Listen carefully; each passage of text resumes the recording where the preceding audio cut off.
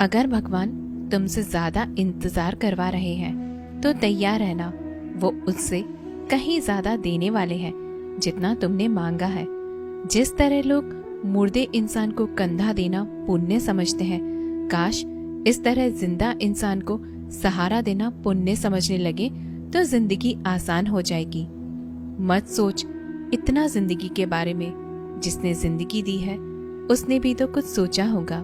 बेवजह ही नहीं होती लोगों से मुलाकात, किसी से सबक मिलता है तो किसी से ज्ञान। श्री कृष्ण कहते हैं, किसी को दुख देकर मुझसे अपने सुख की इच्छा मत करना, और अगर तुम किसी को एक पल का भी सुख देते हो तो अपने दुख की चिंता कभी मत करना।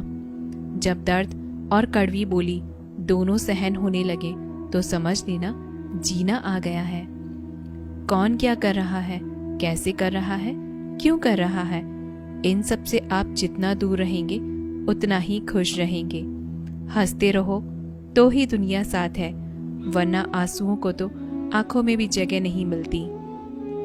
जीवन में जो भी होता है वो किसी वजह से होता है, या तो वो आपको कुछ बनाकर जाता है या फिर सिखाकर।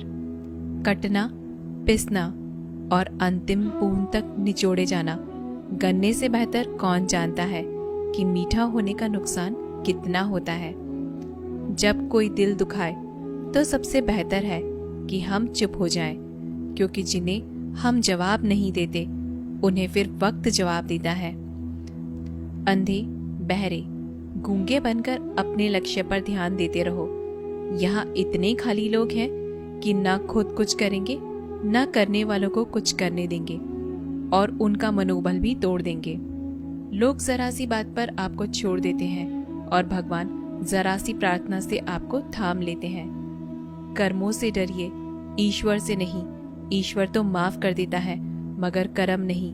ये अटल सत्य है कि जैसे बछड़ा 100 गायों में अपनी माँ को ढूंढ लेता है, उसी प्रकार कर्म अपने कर्ता को आज ही नहीं तो कल ढूंढ ही लेता है। नियत साफ और मकसद सही हो तो यकीनन किसी न किसी रूप में ईश्वर भी आपकी मदद करते हैं। जिंदगी में जितना शांत रहोगे अपने आप को उतना ही मजबूत पाओगे, क्योंकि लोहा ठंडे होने पर मजबूत होता है। गरीब रहोगे कोई ध्यान नहीं देता, मेहनत करोगे तो सब हंसेंगे, लेकिन जब कामयाब हो जाओगे तो सब जलेंगे। जिंदगी वो हिसाब है जिसे पीछे जाकर सही नहीं किया जा सकता, इसलिए आज में सुधार करें और पुरानी बातों को अनुभव की तरह इस्तेमाल करें। जिस जिंदगी में उत्साह, लक्ष्य और अनुशासन ना हो उसे जिंदगी जीना नहीं, जिंदगी काटना कहते हैं। कभी कभी आप बिना कुछ गलत किए भी बुरे बन जाते हैं, क्योंकि जैसा लोग चाहते थे आप वैसा नहीं करते। जिस मनुष्य के हृदय में सच्ची मानवता हो उसकी सोच हमेशा यही होगी कि मुझे मिला हुआ दुख किसी को ना मिले और मुझे मिला हुआ सुख सबको मिले। मैंने हंसकर भी देख लिया और रोकर भी देख लिया, किसी को पाकर और किसी को खोकर देख लिया, और ये जान लिया कि जिंदगी वही जी सकता है जिसने अकेले जीना सीख लिया। जिंदगी बहुत कुछ सिखाती है, थोड़ा रुलाती है, थोड़ा हंसाती है। खुद से ज्यादा किसी पर भरोसा मत करना, क्योंकि अंधेरे में तो परछाई भी साथ छोड़ जाती है। अगर कोई आपको सच्चा प्यार करता है तो वह आपको समय जरूर देगा, आपका हर स्थिति में साथ देगा और हमेशा आपके लिए समर्पित रहेगा, क्योंकि सच्चा प्यार एक दूसरे की खुशियां चाहेगा, आंखों में पानी नहीं। लोहे को कोई नष्ट नहीं कर सकता, बस उसका जंग उसे नष्ट कर सकता है। इसी तरह आदमी को कोई और नहीं बल्कि उसकी सोच ही नष्ट कर सकती है। इसलिए सोच अच्छी रखो, निश्चित अच्छा ही होगा। इतने कमजोर मत बनो कि कोई भी आपको तोड़ सके, बल्कि इतने मजबूत बनो कि आपको तोड़ने वाला खुद ही टूट जाए। दर्द आपको मजबूत बनाता है, डर आपको बहादुर बनाता है, अनुभव आपको सीख देता है। जिस दिन हम समझ जाएंगे कि सामने वाला गलत नहीं, सिर्फ उसकी सोच हमसे अलग है, उस दिन जीवन में सब दुख दूर हो जाएंगे। क्यों रोते हो मन का ना होने पर, जो लिखा है वो होकर रहेगा। एक रास्ता बंद करने से पहले भगवान 10 रास्ते खोल देते हैं। गर्मी के मौसम में पत्ते सूखने के बाद भी पंछी घोंसला नहीं छोड़ते, क्योंकि वो जानते हैं कि फिर से बरसात आएगी और पेड़ पर नए पत्ते आएंगे। जो हुआ उसे भूलकर नई शुरुआत करो और याद रखो, जिसका कोई नहीं होता उसका भगवान होता है। मतलब से जुड़े रिश्ते मतलब तक साथ देते हैं, लेकिन दिल से जुड़े रिश्ते आखिरी सांस तक निभाते हैं। अच्छा काम करते रहो, चाहे कोई सम्मान करे या ना करे, क्योंकि सूर्योदय तब भी होता है जब करोड़ों लोग सोए रहते हैं। दुनिया में हर एक काम आसान है, केवल अंदर से आवाज आनी चाहिए। हमेशा मेहनत और उस परमात्मा पर विश्वास रखना ही सफलता का सूत्र है। जीवन में सबसे बड़ी गलती वो है जिस गलती से हम कुछ सीख नहीं पाते। जो व्यक्ति अपने मन को काबू में कर सकता है वो जिंदगी में कुछ भी कर सकता है। इंसान की अच्छाई पर सब खामोश रहते हैं, लेकिन चर्चा अगर उसकी बुराई पर हो तो गूंगे भी बोल पड़ते हैं। श्री कृष्ण कहते हैं, तुम्हारे बीते हुए कल को तो मैं ठीक नहीं कर सकता, क्योंकि तुम वर्तमान में अगर अच्छे कर्म करोगे तो मैं तुम्हारा आने वाला कल जरूर उजागर करूंगा। झूठी बातों पर जो लोग आपकी वाहवाह करेंगे वही लोग आपको तबाह करेंगे।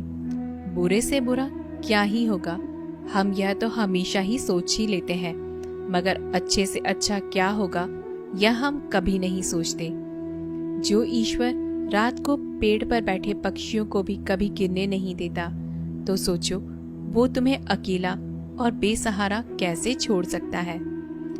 आज के जमाने में कोई अपना नहीं होता, सिर्फ लोग तब तक साथ देते हैं जब तक उनका स्वार्थ होता है।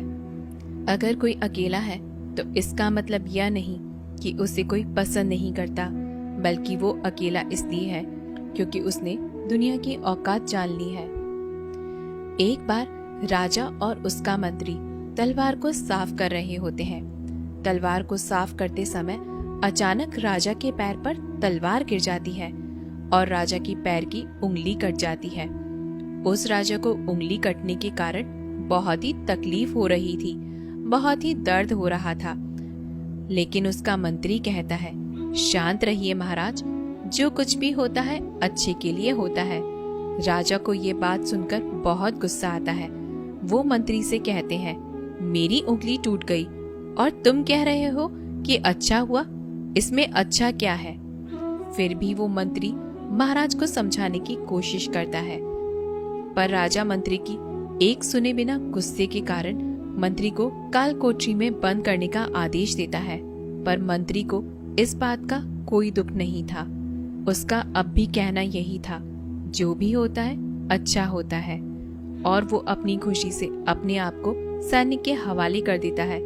राजा इस बात को सुन के चौंक जाता है और सोचता है कि मेरा मंत्री कितना मूर्ख था। उसे लग रहा था कि मैंने उसे उसकी अच्छाई के लिए कैद कर दिया। फिर इस घटना को हुए 3 महीने बीत जाते हैं। एक दिन राजा अपने सैनिकों को लेकर शिकार करने जंगल के लिए जाता है। राजा को एक हिरन दिखता है। उस हिरन का पीछा करते करते राजा अपने सैनिकों से अलग हो जाते हैं और घने जंगल में चले जाते हैं। पर वो उस हिरन को पकड़ नहीं पाते और जंगल में खो जाते हैं। जब राजा को पता चलता है कि वो जंगल में खो गए हैं, तब वो बाहर जाने का रास्ता ढूंढते हैं। लेकिन अचानक कुछ जंगल में रहने वाले आदिवासी लोग आके राजा को घेर लेते हैं। उन लोगों को पता नहीं था कि वह राजा है। वो लोग अपने देवता को बलि चढ़ाने के लिए एक इंसान को ढूंढ रहे थे। आदिवासी लोग राजा को पकड़कर अपने इलाके ले जाते हैं। राजा उनको बार बार समझाने की कोशिश करते हैं, पर उनको राजा क्या बोल रहे थे कुछ समझ नहीं आता। वो लोग खुशी से नाचने लगते हैं और राजा को नहलाकर बलि चढ़ाने के लिए उनको कपड़े पहनाते हैं। अब राजा को लगता है कि वो मरने वाले हैं। जब आदिवासी लोगों का मुखिया राजा को मारने जाता है, तब वो देखता है कि राजा की पैर की एक उंगली कट चुकी है। इसे देखकर उनका मुखिया कहता है कि इस इंसान की बलि नहीं दी जा सकती क्योंकि ये इंसान पूरा नहीं है, इसका एक अंग कटा हुआ है और उनके भगवान को एक पूरे इंसान की बलि ही दी जा सकती है। और अगर ऐसे इंसान की बलि दी जाए जिसका अंग पहले से ही कटा हुआ है तो उनके देवता खुश होने की जगह नाराज हो जाएंगे। फिर वो लोग राजा को छोड़ देते हैं। राजा खुशी खुशी अपने महल चला जाता है और सोचता है कि अगर मेरी उंगली उस दिन न कटी होती तो आज मेरी मौत हो जाती। इसका मतलब मंत्री सही कह रहा था कि जो कुछ भी होता है अच्छे के लिए होता है।